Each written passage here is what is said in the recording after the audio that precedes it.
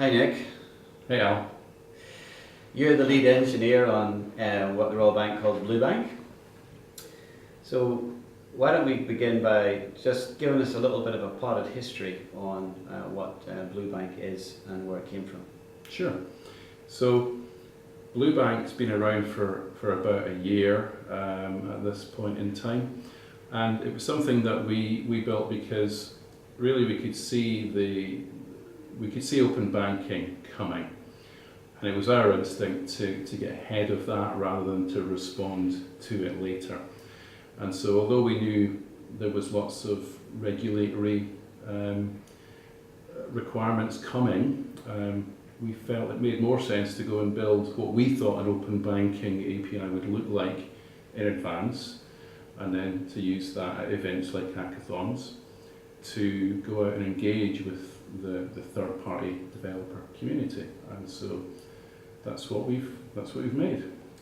So, okay, but what is it exactly? What is Blue Bank? So it's a REST API. It's designed to effectively allow a third party to go and build applications that do similar things to what you would expect our own first-party mobile banking apps to do, or indeed websites. So it allows you to access customer accounts as the customer, properly secured of course, to look at transactions, to make payments, things like that. It also has a couple of geospatial API sets as well, so if you're interested in branches and ATM locations and features and so on, then there are APIs for that as well. So, okay, so I'm trying to get my head around this. So is it a real thing? Is it a real API? So it's a sandbox API. So the APIs look like what we expect the regulatory banking APIs to look like. The data is all mock data. Okay, so let me get this straight then. So a third-party developer who's external to the bank, no particular requirements required, can come and can access this Blue Bank API and build applications. But because this is a test environment, a sandbox environment, it's not real customer data, it's synthetic customer data, but the application would look real and it would give us an idea of how applications will be developed in the future against the bank as a platform. Is that a fair summary? Yeah, that's exactly right. Yeah. Okay.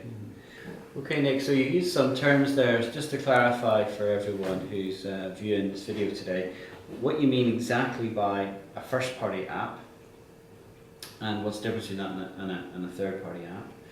And then maybe also, since we've talked about the Blue Bank API having existed for about a year, it's gone through some maturation over that period, so what are the things that have been added to that more recently? Sure, okay.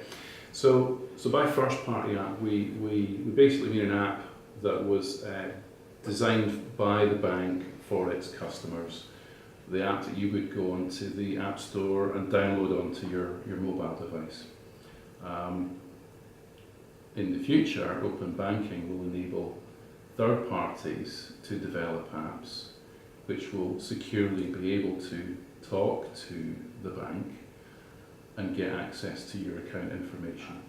If we think about the whole process of maturation of the API, so yeah, I mean we're at the beginning of March 2017. We shipped the first version of Blue Bank publicly in January 2016.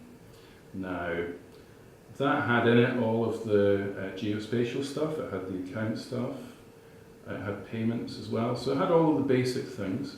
But in our most recent release that we released in February of 2017, we added a few really important things. The first one is we added authentication in the form of something called OAuth 2. So OAuth 2 is an industry standard authentication protocol. It's the one that has been proposed by the Open Banking Working Group in the UK, and so therefore it's the obvious one for us to go with.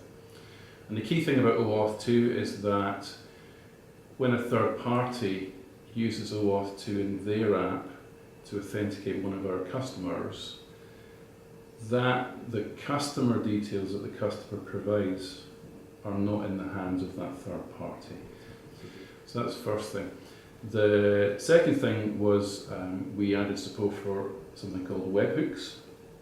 So in the case of webhooks, this is something we've seen many people looking for at hackathons.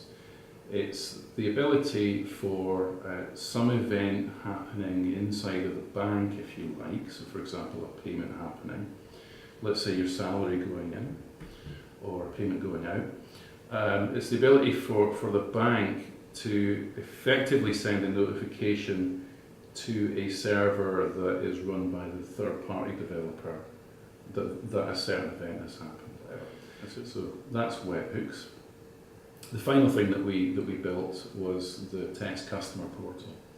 So Test Customer Portal, again, is something we've seen demand for at hackathons on two fronts. The first front is we wanted to give developers the ability to create any reasonable number of test accounts and test customers, to be able to reset an account to a known starting position, and also the ability to simulate things like payment happening, so that if you're doing a demo, and let's say that demo involves I'm in a shop and I've just made a point of sale transaction, then the transaction simulator inside of the customer portal will allow that to be demonstrated live. So someone can basically push a button and a payment happens, and possibly in conjunction with the webhook that I mentioned earlier, that can make something happen on the customer's mobile phone.